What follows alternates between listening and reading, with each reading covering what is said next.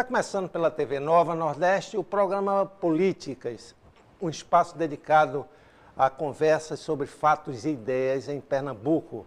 As entrevistas giram em torno da política, da economia, da ciência, do comportamento e também vamos falar hoje sobre religião. Quem está aqui conosco não é um religioso, mas um médico, escritor e artista plástico, Assuero Gomes. Ele escreveu livros, 4 livros sobre a vida de Dom Helder, ligado na vida de Dom Helder. Então, a presença de Dom Helder Câmara aqui em Pernambuco e no Brasil foi muito forte durante o período da ditadura militar, onde ele teve um discurso muito convincente a respeito dos direitos humanos. E Dom Helder, falecido em 1999, está para ser canonizado pela Igreja Católica. Assuero, essa trajetória de Dom Helder como defensor dos direitos humanos e combatente de uma ditadura militar, isso o capacita para ser um santo, como deseja a Igreja Católica? Eu acho que atualmente, graças a esse Papa, isso capacita ele. Se fosse nos moldes antigos, o modelo antigo de igreja, pelo contrário, isso aí prejudicaria a canonização dele. Graças a Deus temos um Papa ligado aos pobres, né, que além de pregar, ele age também, a vida dele é ligada aos pobres. E é o Papa que Dom Helder sempre sonhou. É o Papa idealizado por Dom Helder. E a gente diz na igreja, foi o primeiro grande milagre de Dom Helder, foi a sagração de Francisco como Papa.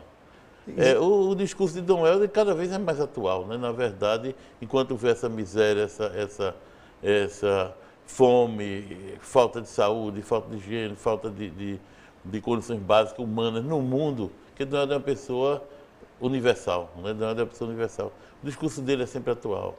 Essa possível canonização de Dom Helder Câmara, isso aí, de que forma é feita, não é?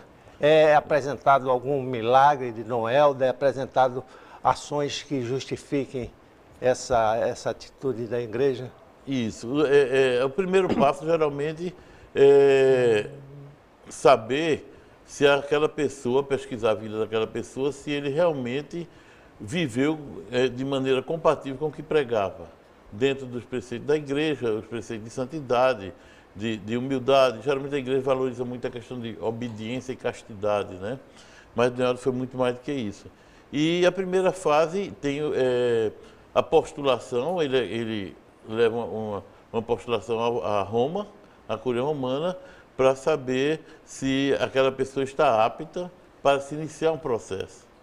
Então tem as pessoas que defendem isso, leva para Roma, Roma analisa a vida da pessoa e se achar por bem, ele começa a primeira fase, que é a fase de pesquisa, interrogatório do tribunal eclesiástico. Um enviado de Roma vem para onde a pessoa viveu, não é? E aqui já passamos por essa fase primeiro de ouvir as testemunhas. Inclusive tem que ter testemunhas contra o postulante, e Dom Helder hoje já é considerado um servo de Deus, é o primeiro passo. Depois de ser servo de Deus, esse processo continua correndo em Roma, né, um departamento específico pelas causas dos santos, e todo esse processo há uma pesquisa sobre algumas graças ou intervenções que se possam atribuir à intervenção de Dom Helder, em alguns casos de cura, que a ciência não possa explicar. E para quem não entende muito de igreja, possa parecer que a igreja procura incentivar isso. Pelo contrário, a igreja tem que achar pessoas contra o processo de canonização para provar que realmente, se passar por todo esse processo, que é rigorosíssimo, aí então a pessoa é considerada bem-aventurada e depois, com outro milagre, é considerado santo. Geralmente precisa de 2 milagres para ser considerado santo. Você conhece algum deles? Conhecimento dessa equipe que trabalha esse projeto de canonização de Dom Helder? Eu fui testemunha no Tribunal Eclesiástico, dei testemunho sobre Dom Helder, né? Por favor. Não, mas aí corre sob sigilo. Corre sob sigilo, mas claro que Dom Helder, pelo menos do meu conhecimento, eu convivi com ele, os 5 últimos anos dele, estava naquela fase mais silenciosa dele, né? Ele já era arcebispo emérito, vivia, como sempre viveu ali na Igreja das Fronteiras, na sacristia, uma casinha bem humilde, que está lá, hoje em dia é o Museu Dom Helder, na Igreja das Fronteiras, e convivi mais de perto dessa parte. Claro que eu estudei alguma coisa do resto da vida dele, a gente procura sempre. E o que ele deixou escrito, o que ele pregou, o que ele fazia, as histórias que eu vi e tudo, não resta dúvida que é uma pessoa fora do comum.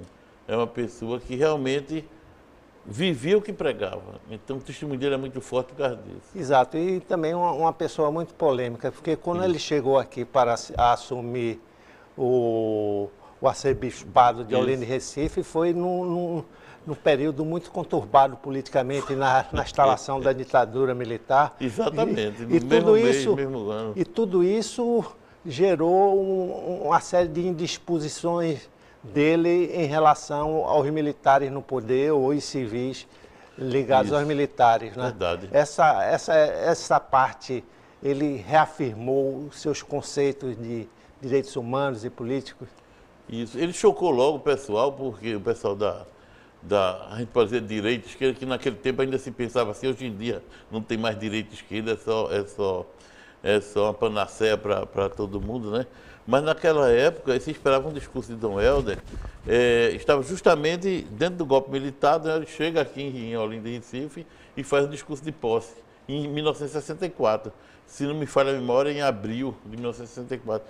E o discurso de posse dele, se esperava que ele falasse como os outros bispos, e arcebispo, elogiando a santidade, o jejum, a penitência, abençoando os dirigentes, tudo isso. Aí Dom Helder não. Dom Helder se coloca como pobre. Então, eu sou José, eu sou Francisco, eu sou Maria. Não é? Ele fala que ele está ali como servidor dos pobres. Aquilo ali abalou, né? Porque se esperava um arcebispo. Imagina naquele tempo, estava em pleno Concílio Vaticano II, a igreja ainda tinha toda aquela tradição de estar junto com os poderes constituídos, né? E Dom Helder vai e se coloca. Agora, o grande rompimento com Dom Helder foi, data, eu não sou muito bom em data, mas foi quando ele ainda dava muito discurso fora, as universidades, principalmente de Paris, da Alemanha, da Holanda, chamavam ele para dar discurso lá, pregar. Foi no auge da repressão militar aqui. Dom Helder, sabendo das torturas aqui, ele num discurso na França, se eu não me engano, em Paris, perguntaram a ele se realmente ele confirmava que havia tortura no país. E ele ficou um pouco reticente a princípio, mas aí ele caiu de vez e disse. E realmente ele denunciou, ele começou a denunciar as torturas aqui no Brasil. Então a ficha dele junto aos militares começou a engordar a partir desse momento em que ele denuncia as torturas no exterior. Exato, no exterior, pronto. Aí houve pressão dos militares do governo para ele não receber o prêmio Nobel. Por 2 vezes ele foi indicado e os militares pressionaram junto às grandes empresas da Suécia aqui no Brasil. Se desse o prêmio Nobel a ele, elas podiam sair do país. Não é? Aí foi que lá criaram um prêmio da paz em Tóquio, que é um semelhante a um prêmio da paz do Nobel, né? Mas Dom Helder nunca realmente ele não fazia muita questão de prêmio, né? Prêmio do lado pessoal. Os prêmios que ele recebia lá fora, às vezes recebia alguma coisa em dinheiro, aí ele fez aqui no Tururu, que ele era ali no Janga, lá para o lado de Rio Doce, Janga, ele fez uma reforma agrária, comprou um terreno, dividiu para os pobres, até hoje tem o Tururu. Ele pegava as coisas e dava. Muitas vezes ele pegava as medalhas, banhada a ouro que ele recebia, passava uma pessoa pedindo, o pobre ele dava. Então, é desse jeito. Você não acredita que teve uma pessoa como Dom Helder aqui vivendo tão perto da gente. Ele tinha alguma coisa de vaidoso, até por esse trabalho dele, ser uma pessoa que gostava de... Eu estive bem perto dele, como eu disse, na última fase. Mas não, porque eu convivi também com alguns padres da época dele, Padre Arnaldo, Padre Edivaldo, né? Padre Zé Augusto, que ainda está vivo aqui com a gente, e pesquisei justamente isso, mas não, ele era pessoa, por incrível que pareça, tímido, embora que ele gostasse de mídia. Naquela época, em 60, ele já utilizava a mídia em favor dos ideais dele, né? Da paz, em favor dos pobres, em favor dos direitos humanos. E ele era tímido, não gostava de ser pegado, toque, a pessoa ficar abraçando aquela coisa, como se tivesse algum endeusamento para ele. Ele sempre repelia esse fato, né?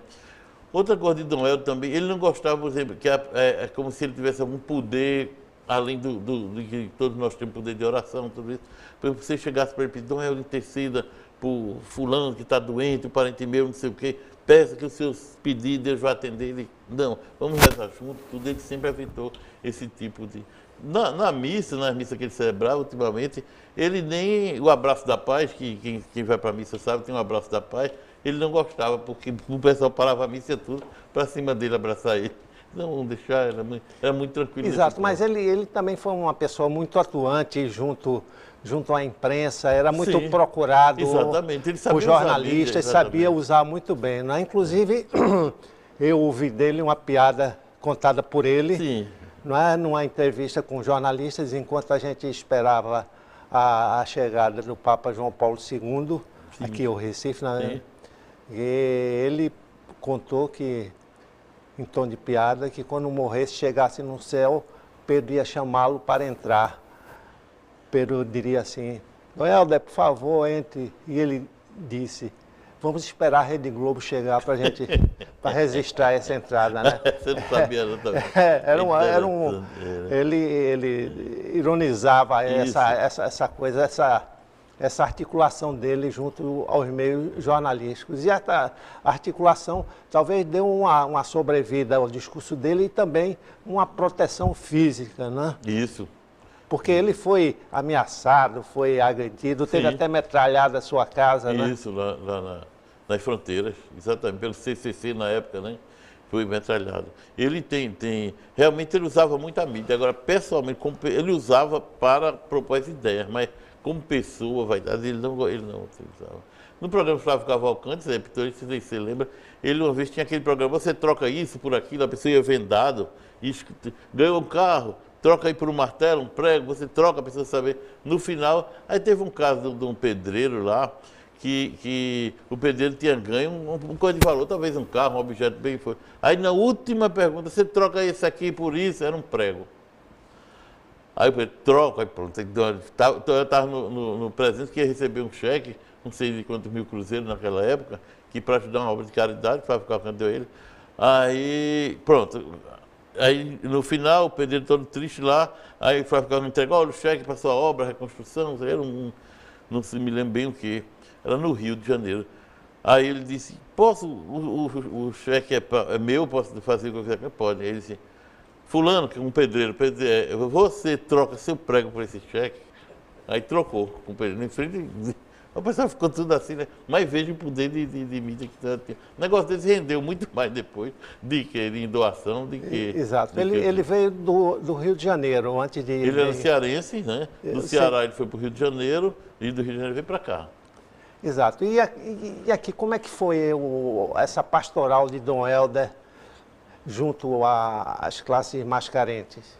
Ele fez não só junto às classes mais carentes, mas também fez com o pessoal rico também, o pessoal intelectual. Ele tinha os serões que ele fazia, chamava os artistas intelectuais, tinha também aquele pessoal que contribuía com ele, aquelas senhoras da sociedade, tinha um grupo do Rio que contribuía com ele, mandava para cá, que ele chamava Família Messejanense, aqui é a família de Recife, entendeu? Ele Dom Helder articulava, ele não tinha sectarismo, Dom Helder não era contra o rico. Agora, tudo dele era primeiro em favor do pobre, para tirar o pobre da situação subhumana. E Dom Helder não era político partidário, ele não tinha partido. Eu temo muito hoje em dia que alguns grupos partidários e políticos queiram usar o nome de Dom Helder para dizer que ele era de tal partido, que ele faria isso, se estivesse nessa situação. Dom Helder nunca teve partido, nem nunca gostou de corrupto, detestava corrupto. Por isso é bom frisar. Dom Helder nunca foi amigo de corrupto e não admitia de jeito nenhum.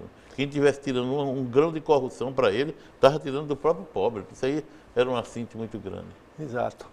Vamos fazer um pequeno intervalo, daqui a pouco a gente volta para continuar a nossa conversa com Assuero Gomes, escritor e artista plástico e também médico. Ele pesquisa a vida de Dom Helder Câmara. Até já.